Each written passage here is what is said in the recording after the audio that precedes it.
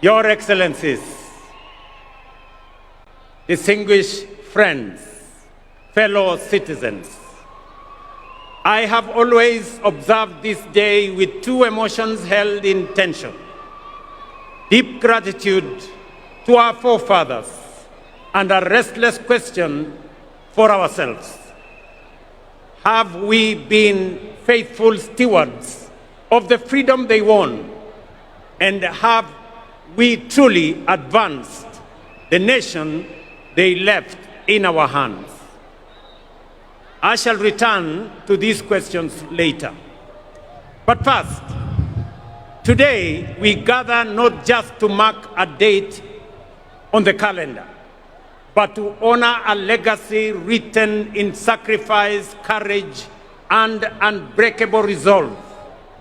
A legacy forged by men and women who stared imperial power in the face and declared with unshakable conviction that Kenya would be free.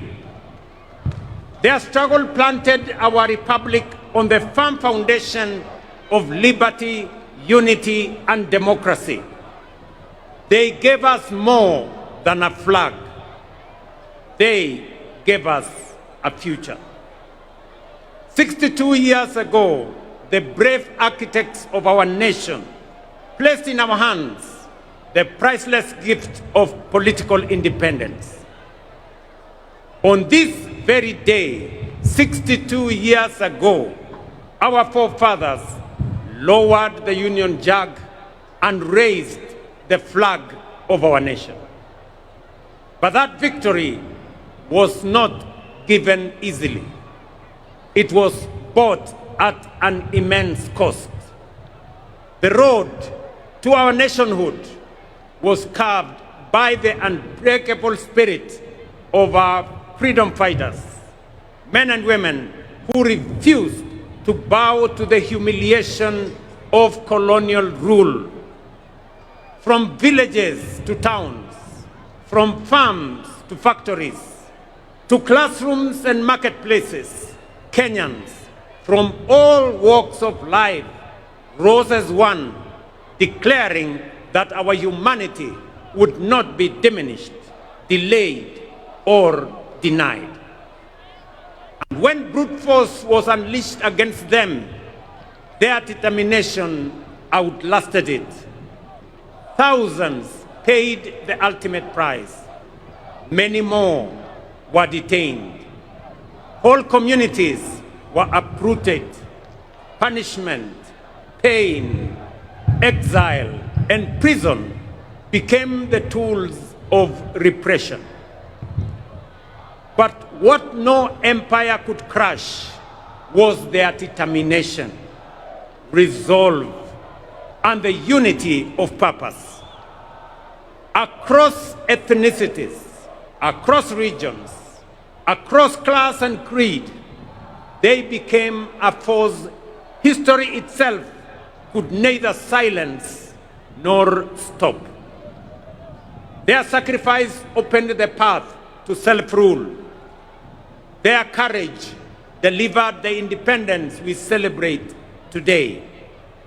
And it is upon their shoulders that our republic stands strong. The architects of our nation overcame the trials of their time. While our challenges are different, their lesson is eternal. They rose to the dictates of their moment. It was not easy, but it was necessary. And because they did it, we are here today. So, today, fellow citizens, history turns its gaze upon us and asks, faced with the challenges of our time, have we stepped up as they did? When he took the oath of office, Mzee Jomo Kenyatta warned us that independence would mean nothing if it did not improve the daily lives of ordinary citizens. Tom Mboya reminded the nation that the greatest struggle, and indeed the hardest struggle, was not political independence alone, but development itself, the economic empowerment of our people, and the unlocking of their full potential. They stood and they understood that freedom was only the beginning, that the deeper battle would be against poverty that chains potential, against disease that steals opportunity, and against ignorance that dims human possibility. And so today, we are gathered to mark Jamhuri Day. We do more than remember history. We honor the architects of our nation for giving us the first great watershed period in our nation building, political independence. Just as the first generation rejected colonial domination and set out to confront the new enemies of poverty, disease, and ignorance in all their forms, they discovered that independence did not amount to freedom in its full and fullest sense. Along independent Kenya's history, power became centralized, dissent was silenced, competition was crushed, fear replaced hope. Once again, however, Kenyans rose, and from their struggle emerged the agitation for democracy, human rights, and the rule of law. In the darkest days when it was dangerous to speak, brave Kenyans spoke. When it was illegal to organize, courageous Kenyans organized. Students, clergy, lawyers, journalists, workers, and politicians stood firm against detention, against torture, against exile, and even death, so that Kenya could break and breathe again. This generation of courage produced towering figures whose sacrifice expanded the democratic space we enjoy today.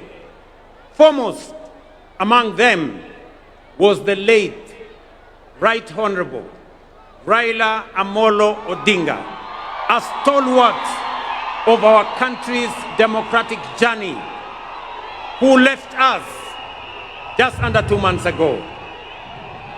Raila devoted his life to the pursuit of freedom, justice, and peaceful coexistence.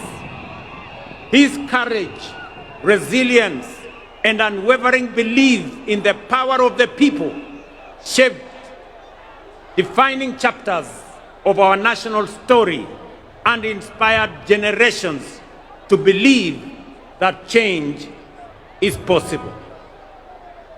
I now respectfully urge all of us to join me in observing a 1 minute of silence in honor and remembrance of the Honorable Raila Amolo Odinga and honor his sacrifice, service, and enduring legacy.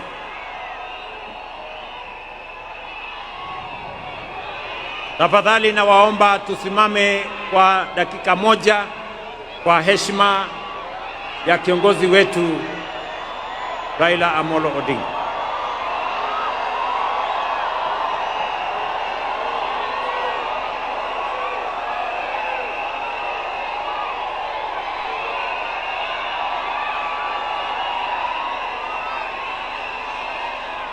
Asanteni sana.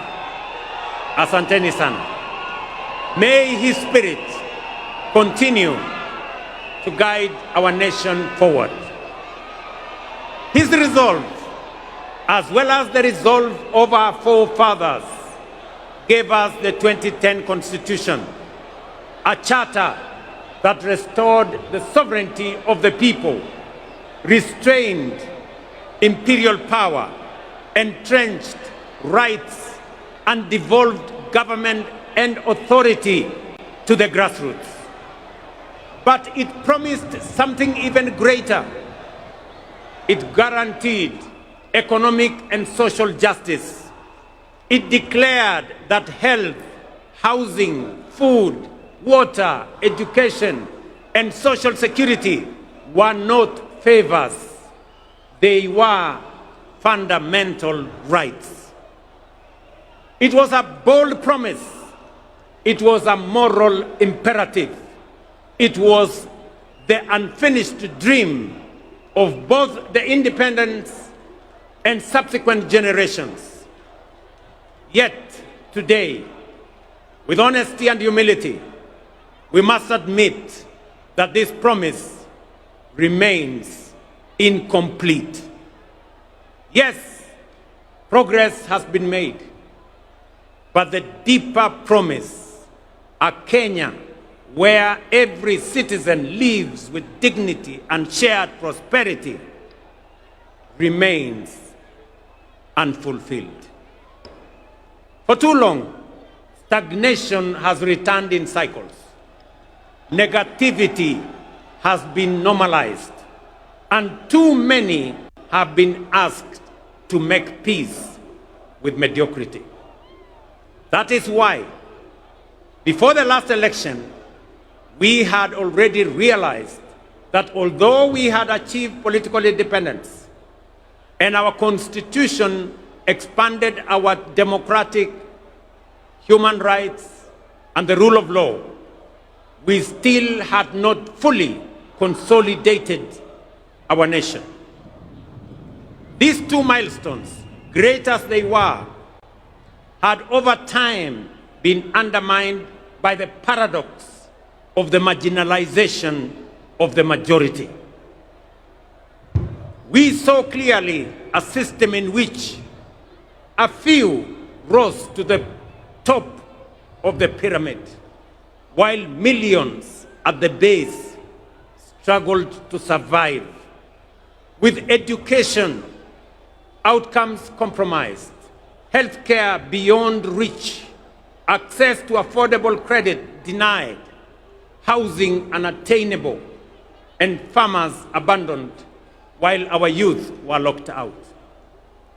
That is the reason we introduced the bottom-up economic transformation agenda, to bring the marginalized majority back into the heart of our nation, to ensure that no one is left behind, and to begin the work of social engineering necessary to pursue the broader dream of economic freedom.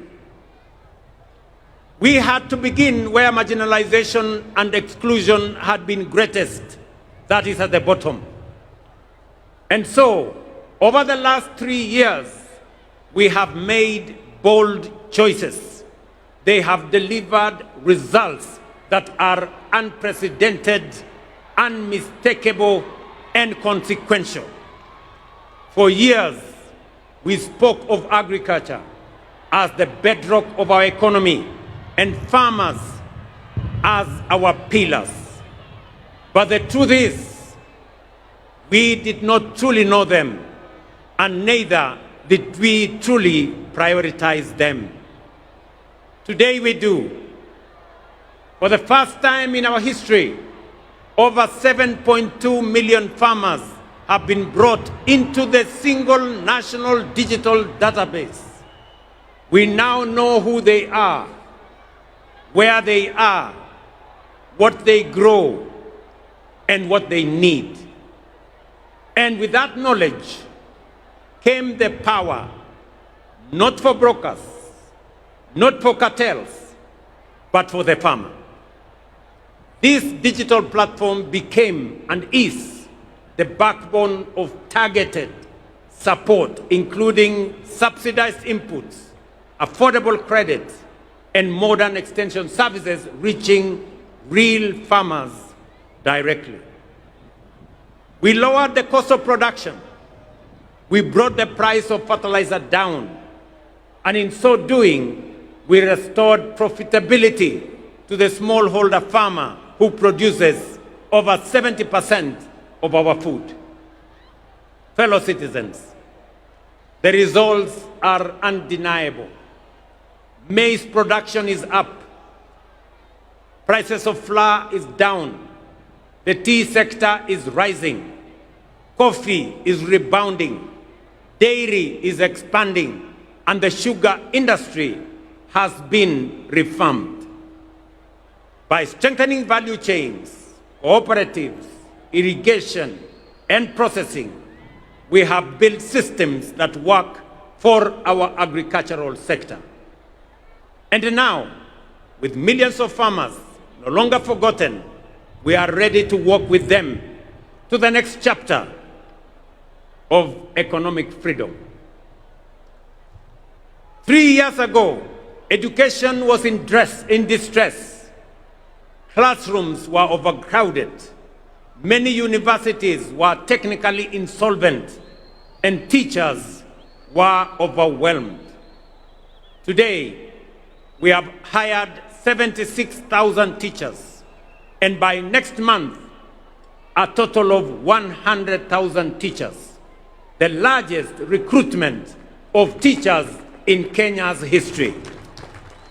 We have built 23,000 new classrooms, and 1,600 laboratories are under construction across the nation. Importantly, through the student-centered funding model, we placed the learner at the heart of our reforms. For the first time in our history, scholarships and loans now follow need and merit, ensuring that every deserving student has a chance and a just and equal opportunity to pursue their dreams. Nearly 500,000 students have already benefited from this funding model. Students who, under previous systems, would have been excluded by policies that failed to recognize them.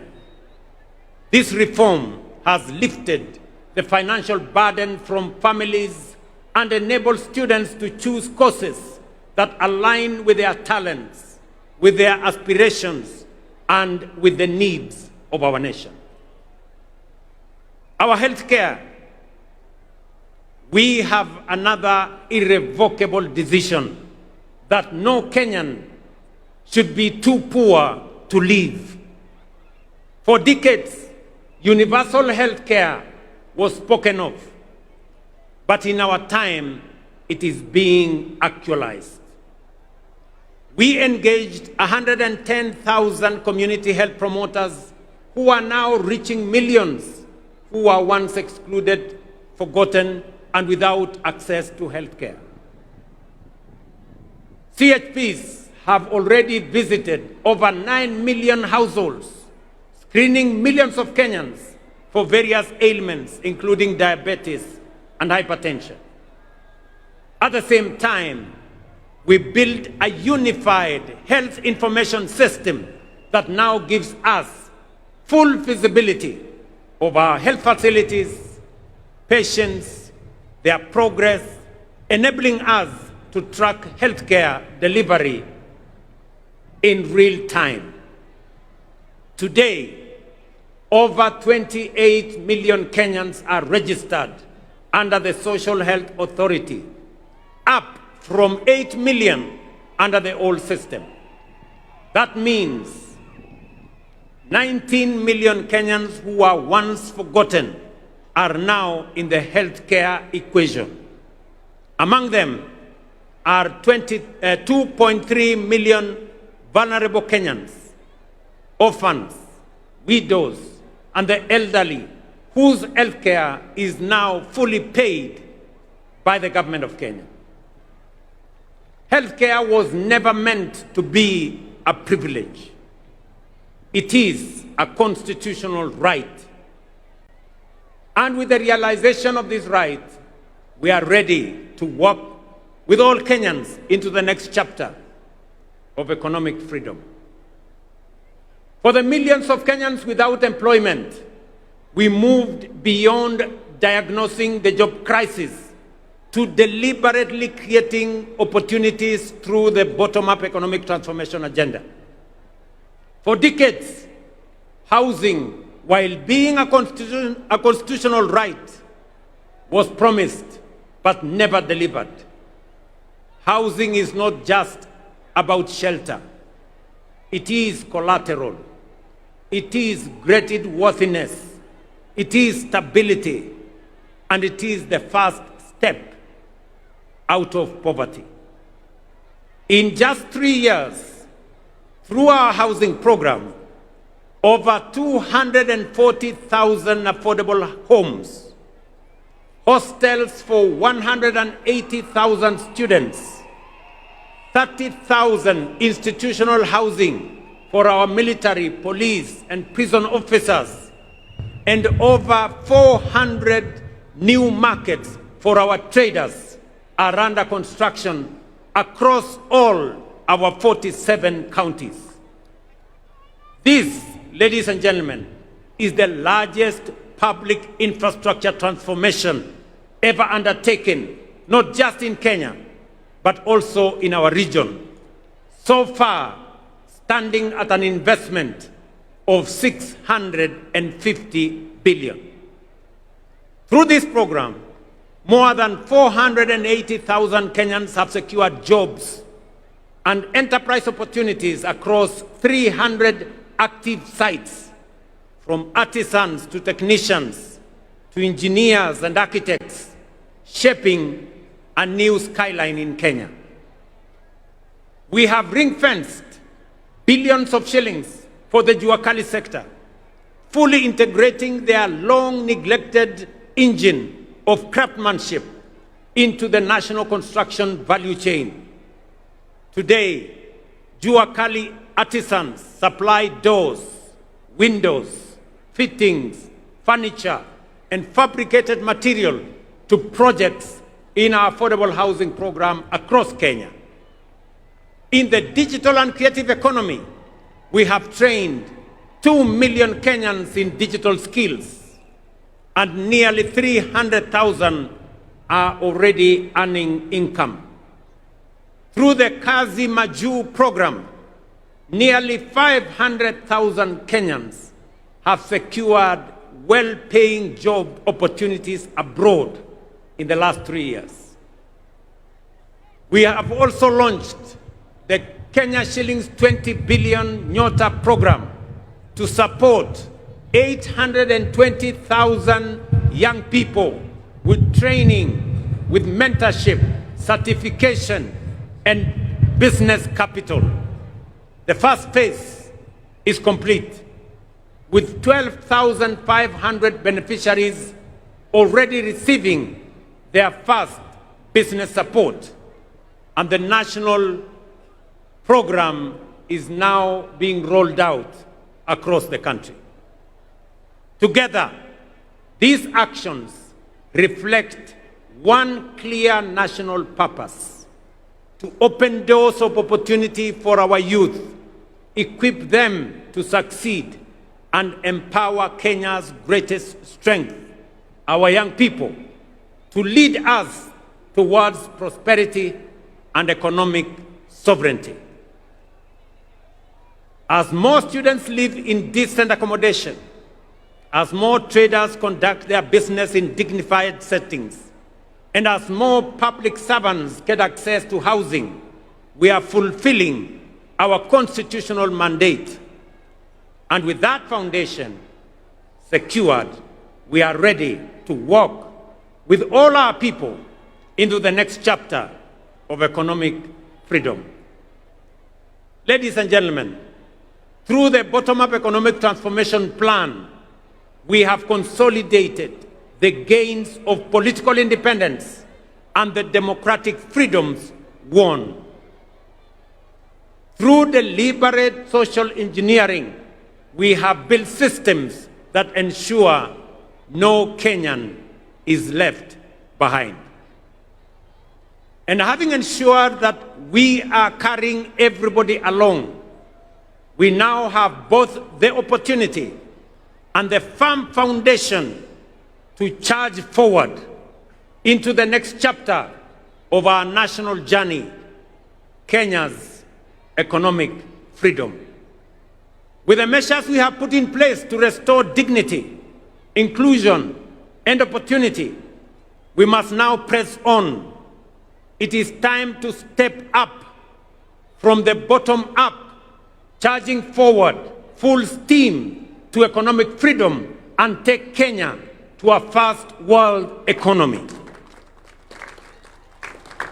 Before we accelerated this ambitious agenda, we took the difficult but necessary steps to stabilize our economy and restore fiscal discipline. Inflation has fallen from 9.6% in 2022 to 4.5% last month. The shilling has stabilized at about 129 shillings to the dollar for nearly 2 years. Our foreign exchange reserves now exceed $12 billion, the highest in independent Kenya. Our successful Eurobond redemption reaffirmed to the world that Kenya honors its obligations. Our economy has grown and is now the 6th largest economy in Africa. At the same time, we have made bold national decisions to save more of our income. Through the new NSSF contributions, the fund that had mobilized Kenya shillings 312 billion from independence to 2023 has now grown to 670 billion in just 2 years. We established the Financial Inclusion Fund as a strategic intervention to correct deep market failure, one that had denied millions of Kenyans access to affordable credit, one that had blacklisted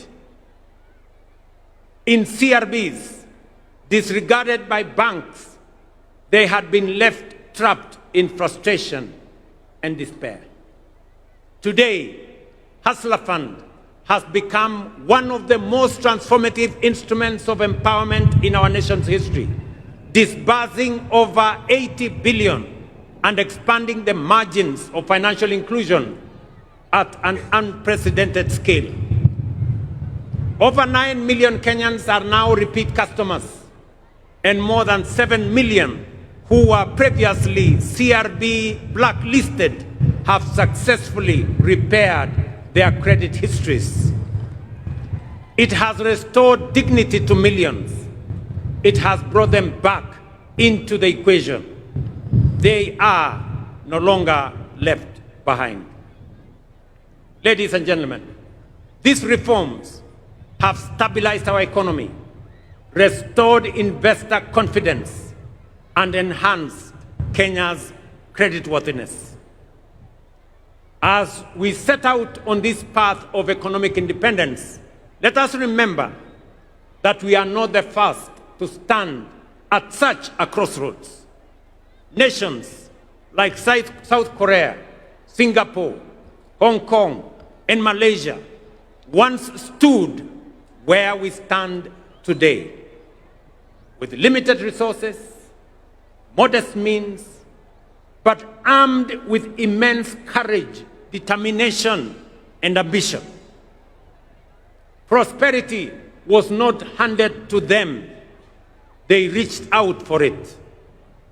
They rejected the ordinary. They refused to be prisoners of their circumstances. They believed in themselves and invested in their people.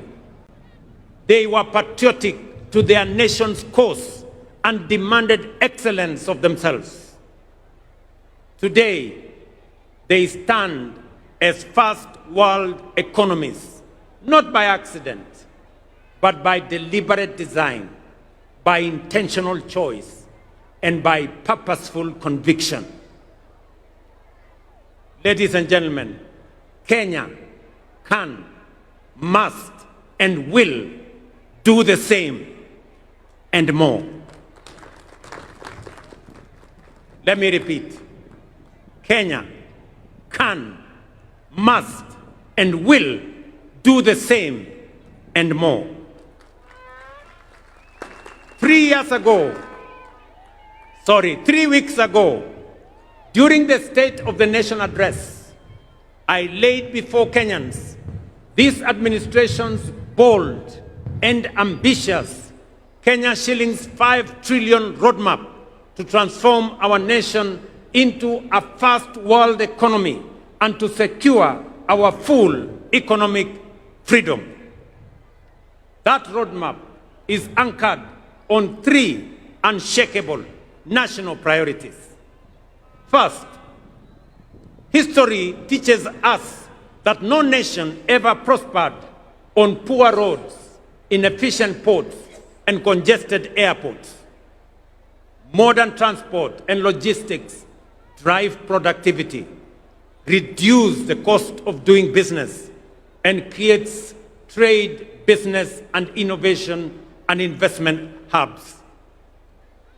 Our 10-year roadmap on road, rail, ports, and airports, and oil pipeline infrastructure includes the expansion of strategic highways connecting our major cities, industrial zones, markets, border points, and agricultural belts to move people, goods, and services faster, safer, and more affordably.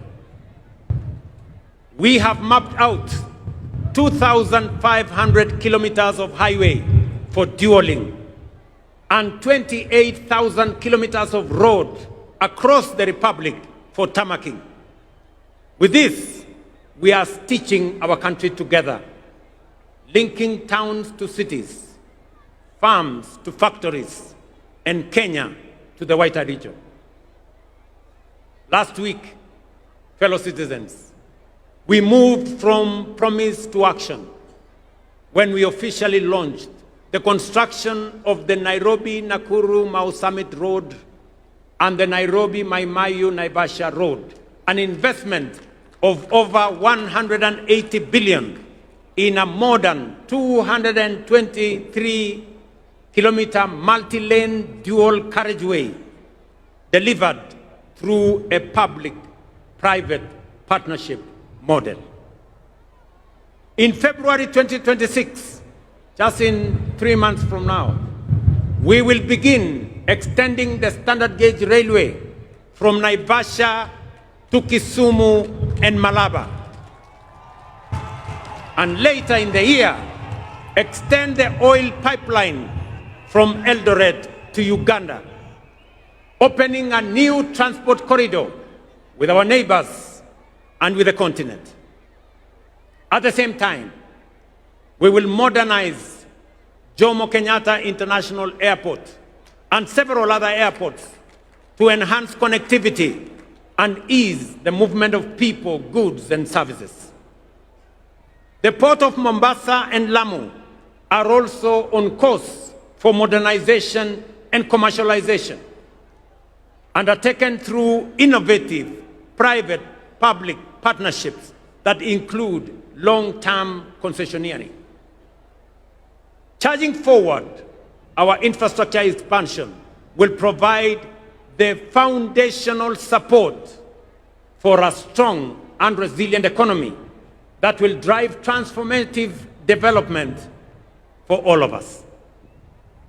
Number 2, fellow citizens, we must decisively shift our economy from dependence on imports to becoming a net exporter of agricultural products, manufactured goods, and value-added commodities.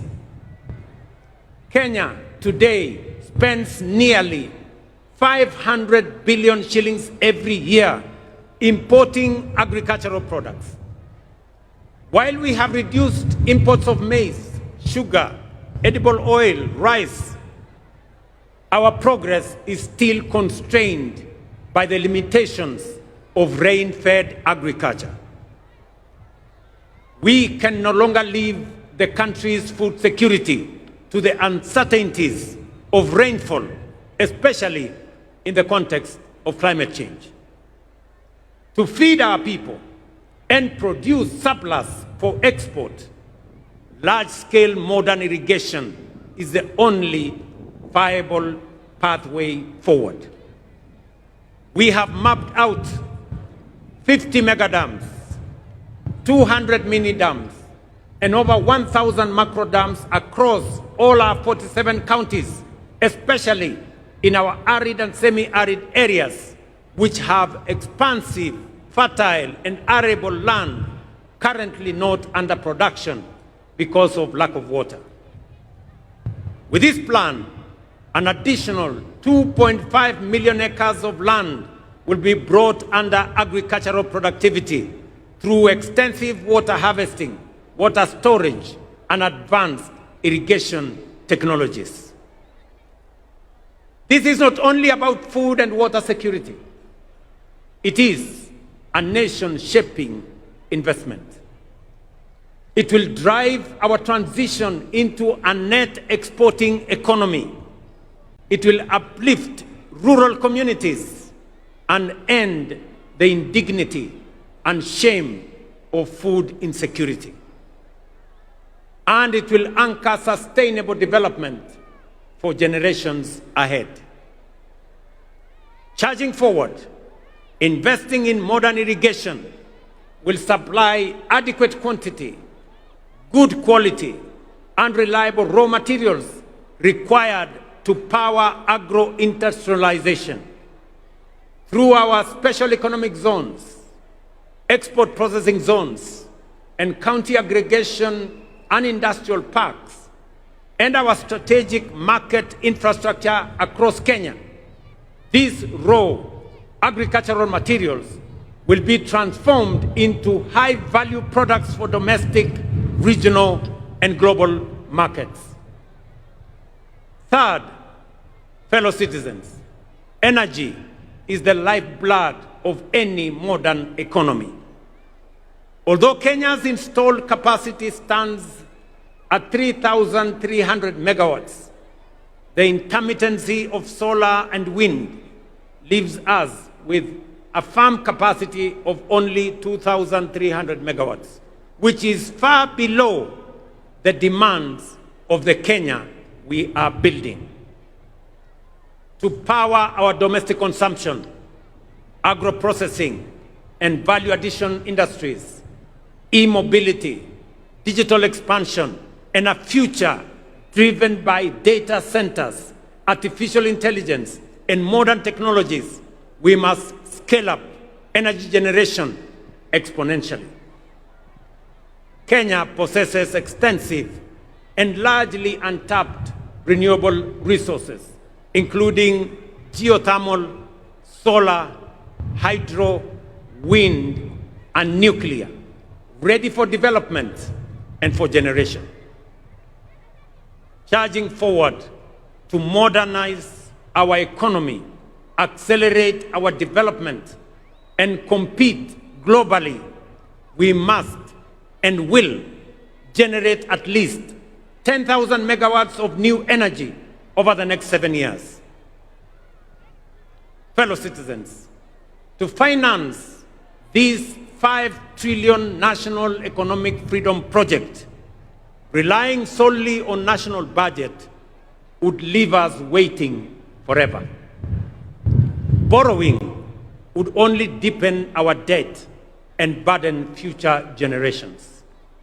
Raising taxes would place unbearable strain on households.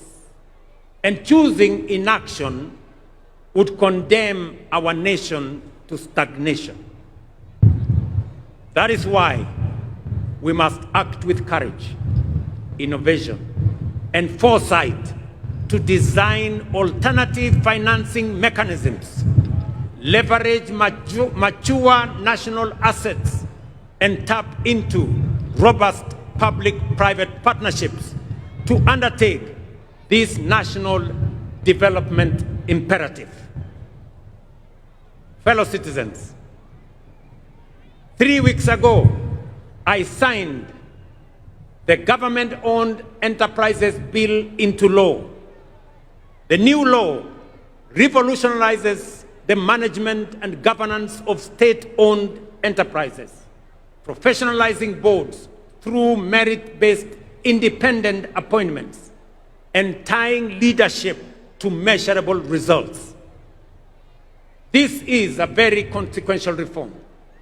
It is the most far-reaching reform of government corporations since independence, aimed at turning legacy parastatals into commercially disciplined companies that will serve our public interest. The passage of this law ends the era of cronyism and patronage in our state-owned enterprises. This law explicitly disqualifies any person who has served in a public or political office within the last 5 years from appointment. On Monday, under this new legal framework, and to start this administration's bold and ambitious Kenya shillings 5 trillion roadmap to transform our nation, the Cabinet will meet to consider and approve the architecture of the National Infrastructure Fund as the engine that will align our financial resources with our development goals. Through innovative mobilization of domestic resources, strategic monetization of mature national assets, democratization of ownership through capital markets, and innovative deployment of national savings, we will unlock large-scale private sector capital to fund our national priorities while reducing reliance on borrowing and taxation. For decades, Kenya privatized major assets including Kenya Airways, KenGen, Kenya Re, and Safaricom. Yet the proceeds were absorbed into the budget, paying salaries and debts, leaving no enduring national assets behind. Through the National Infrastructure Fund, all privatization proceeds will be ring-fenced and invested strictly into public infrastructure development that generate and preserve more value. This principle is already being actualized.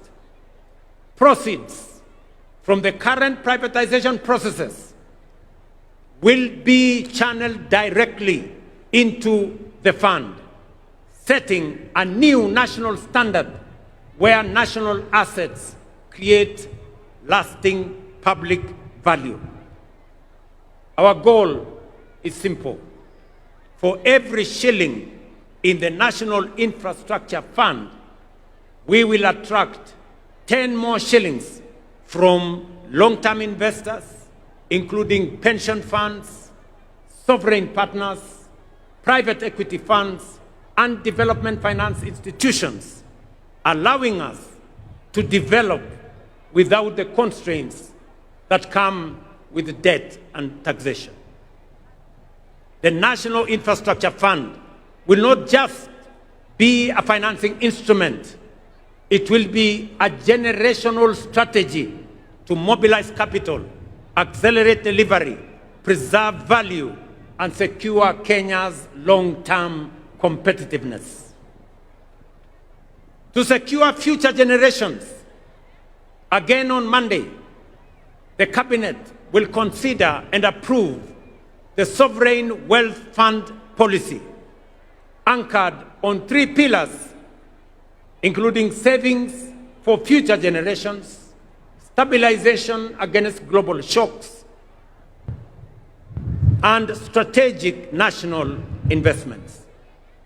Natural resource royalties, dividends from public investments, and a percentage of privatization proceeds will capitalize this fund.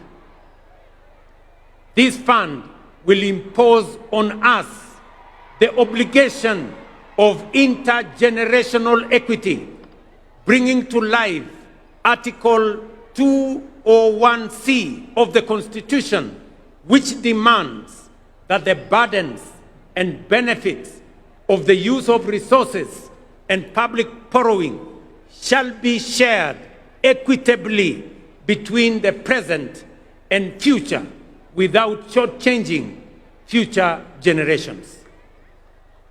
With these two instruments, the National Infrastructure Fund and the Sovereign Wealth Fund, we shall begin the journey to the transformation that will lead us from the bottom up, charging forward full steam to economic freedom and taking Kenya to a first world economy.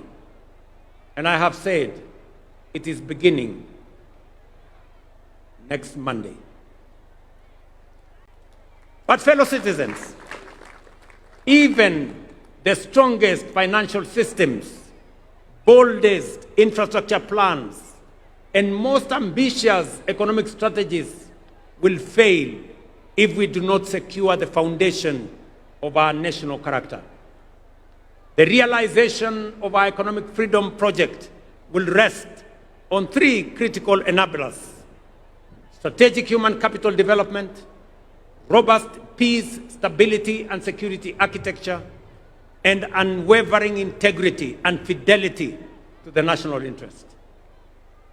To bolster human capital development, we have made bold investments in education, skills development, science, and innovation. We have raised the education budget from 490 billion in 2021 to 700 billion this financial year, and expanded science, technology, engineering, mathematics education. But to power our first world strategic human capital requirements, we must and will raise the National Research Fund from the current 0.8% to the requisite 2% of GDP.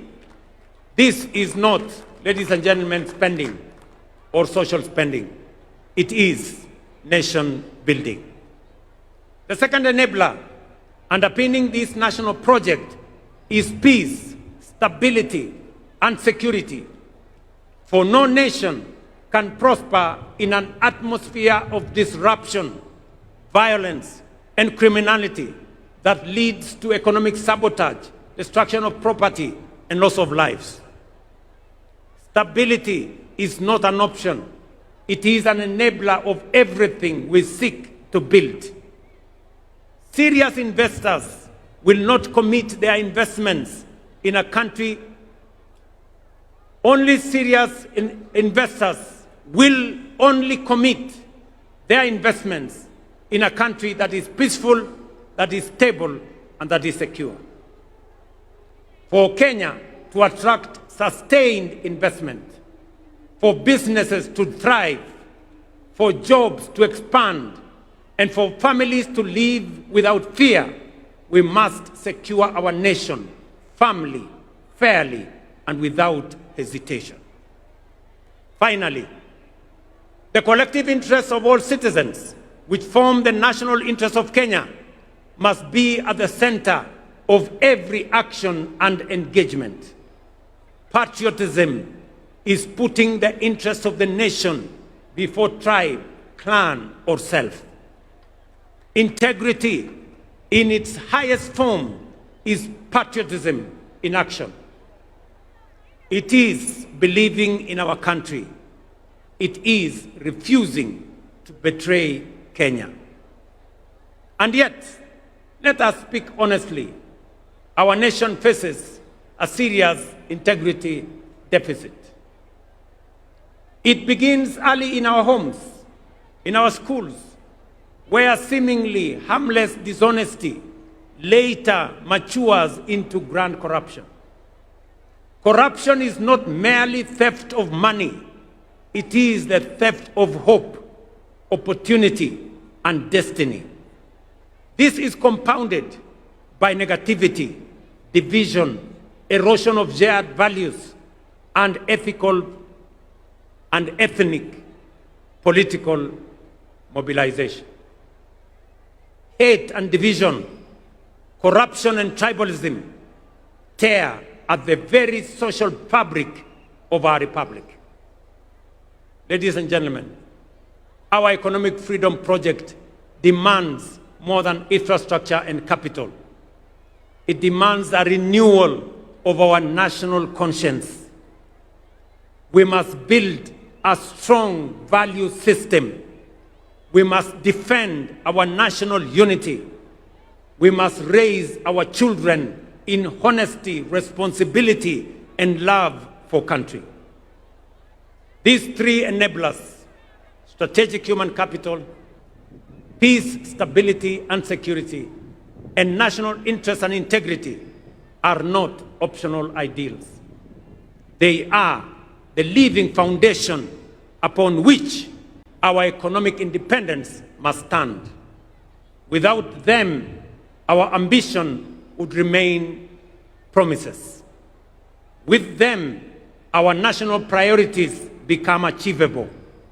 Our investments become productive, and our vision of a prosperous, sovereign Kenya becomes not only possible, but inevitable. Fellow citizens, our founding fathers defeated colonial domination. The generation after broke the chains of dictatorship. The onus is on our generation, and particularly this administration, to achieve economic freedom.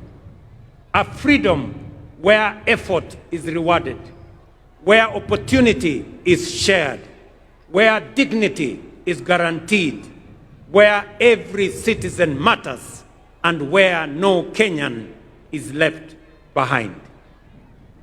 Let it be said of our generation that when Kenya stood at the edge of possibility, we chose courage over comfort, action over excuse, unity over division, and excellence over mediocrity. With resolute belief, today and every Jamhuri hereafter, we should find us true stewards of the freedom entrusted to us, that we shall honor our forefathers not only by remembering their sacrifice, but by fulfilling our duty and the assignment of our generation to secure for Kenya the full promise of economic freedom. It is time to step up from the bottom up, charging forward full steam to economic freedom and taking Kenya to a first world economy.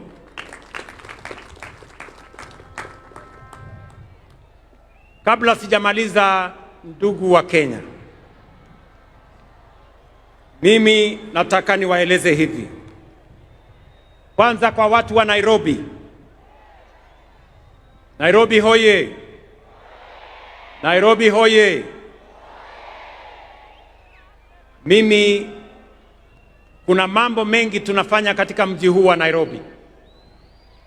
Kuna mambo tumekubaliana na county government ya Nairobi. Tunajenga zile barabara ambazo zilikuwa zimekwama hapa Nairobi. Tumekubaliana ya kwamba hizo barabara tumerudisha contractors wote ambao walikuwa pale barabarani.